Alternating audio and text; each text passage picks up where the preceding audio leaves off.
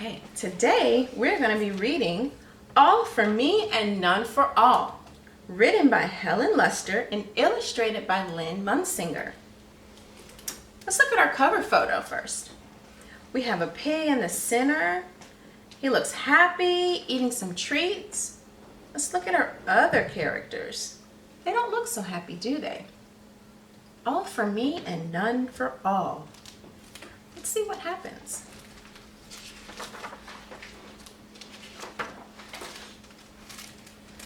Gruntly was a ball hog.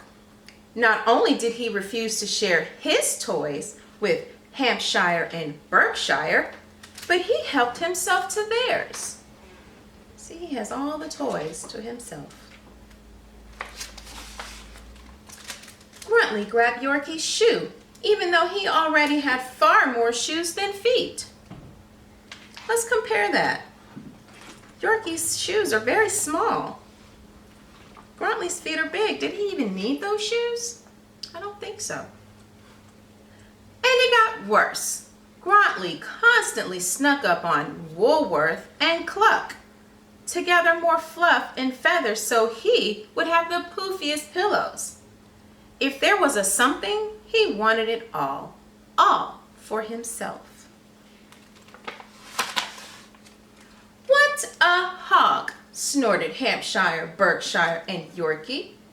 He bestows new meaning upon the word, wise Woolworth said wisely. Bestows. What do you think the word bestows mean, and what word is Woolworth talking about? Bestows means to give. So maybe he gives a new meaning to a word? How about this word? It's different from all the rest. It's bolded and in all caps. Hog. Well, we know the current meaning of hog is a pig. But what about taking and keeping everything for yourself? That's also a hog. What a hog, snorted Hampshire, Berkshire, and Yorkie. He bestows new meaning upon the word, wise Woolworth said wisely. Cluck, Cluck said and nodded. She was a chick in a few words. Clearly, Gruntly's companions were fed up with his greediness. One day, as Gruntly was skipping along, wolfing someone else's donut and collecting illegal flowers, he came upon a sign. Illegal. Does anyone know what the word illegal means? Let's look at this sign here, see if that tells us. Please do not pick the flowers. He picked the flowers. There's a sign that says don't do it. Illegal is meaning to break the law. You shouldn't do that. The Parks Department invites you to a treasure hunt on Saturday. Oh yes, exclaimed Gruntly, a treasure all for me. Gold up to my belly, silver to my snout, diamonds to my pointy ears, that's what it's all about, hey! When Saturday came, Gruntly was ready for action. The park ranger explained the rules of the treasure hunt to the eager hunters. You will have 3 clues, he said, and I'll give you the first clue. If you follow that and the other clues, you'll find a treasure. Ooh, said Hampshire, Berkshire, and Yorkie. A stupendously superb opportunity, observed wise Woolworth. Cluck, agreed Cluck. And over at the starting line, yes, hissed Gruntly. I'm going to be number 1 and get all of the treasure. All for me and none for all. Do you think Gruntly is going to win the race? He's ready at the starting line. We'll see. The park ranger called out the first clue. Clue number 1. Go 50 steps, then you will see clue number 2 under the sea. Yes. Gruntly was in such a hurry to be in the lead, he didn't bother to hear the end of the clue. As the others headed off to look under the tree, Gruntley was racing toward the sea. Let's look at our clue. Seems like we have some rhyming words. See, as in looking. See, as in water. Then the word tree. Let's see if our clues follow a pattern.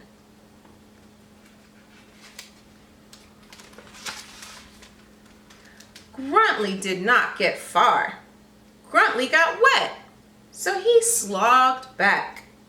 As he passed the tree, the second clue, which the others left behind, blew right into his hand. Clue number 2. To find the next clue and make your heart sing, go to the playground and look under the... What do you think our rhyming word might be? Let's see. Again, Gruntley was so eager to be number 1, he skipped the last word. I've got it, he snorted. Wing, look under the wing. Sing, wing, they rhyme, but is that the right word? Several annoyed and squawking birds later, Gruntley gave up the wing idea. And as he hurried back to the playground swing, he tripped over the last clue which his companions had tossed in the grass. I think our clue word was swing, not wing. Clue number 3. Let's listen for our rhyming word. To find your own treasure, turn left at the frog, and there it will be under a... What word do we think is going to rhyme with frog? I know, cried Gruntley. Under a hog. And there it will be under a hog, yes. Is that our right rhyming word? Gruntley galloped on, zoomed left at the frog, and screeched to a halt. He was surprised to find his companions already sitting on a log. But no time to wonder. It was time for some serious hog tipping. What do you think Gruntley's up to next? Hog tipping. Pardon me, move it please. Sorry, Woolworth, didn't you mean excusey? When both the hogs had been tipped, with absolutely no treasure beneath them, Gruntley paused and blinked. How could this be? No gold, no silver, no diamonds? Wait a minute. Gruntley eyed the little bags the others were clutching. What you got? The little group backed away. Trail mix, they answered. Our trail mix. That's it? Trail mix? Seriously? Gruntley was almost speechless as his mind tried to replace gold, silver, and diamonds with trail mix.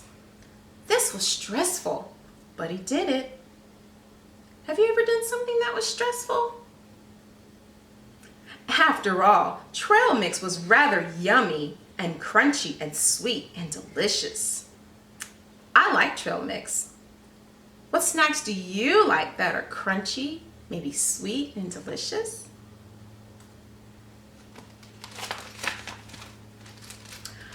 I don't suppose there might be some left for me, all for me. Gruntley's fellow hunters, fearing that he might grab at any moment, gripped their little bags so tightly they crackled. Then Cluck, the chicken of a few words, strutted forward. She looked Gruntley in the eye and said, "Cluck." Look, wondered Gruntley. Look where? Gruntley pointed with her ruffled wing toward the log. Cluck. There? Asked Gruntley. And then Cluck got down on her knees, or whatever chickens get down on, and pointed way low with her beak. Cluck, cluck, cluck, cluck. cluck, cluck, cluck, cluck under the log? Oh, now Gruntley got it. Without even waiting, as cluck clucked, you betcha, cluck cluck cluck, Gruntley looked under the log and grabbed his treasure, his very own treasure.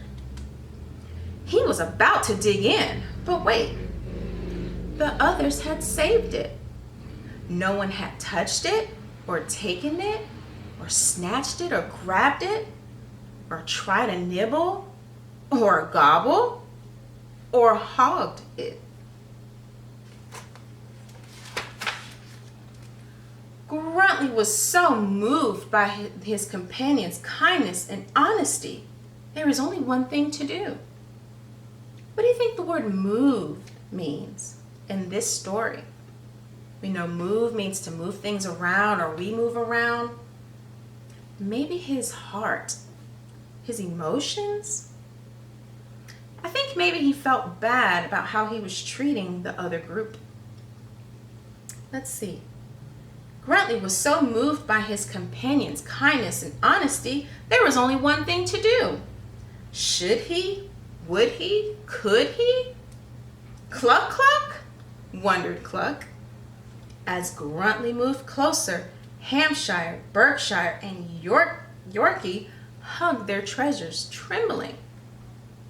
Why do you think they're trembling? Cluck continued to wonder, and Woolworth pulled the wool over his eyes. Gruntley looked at his worried companions.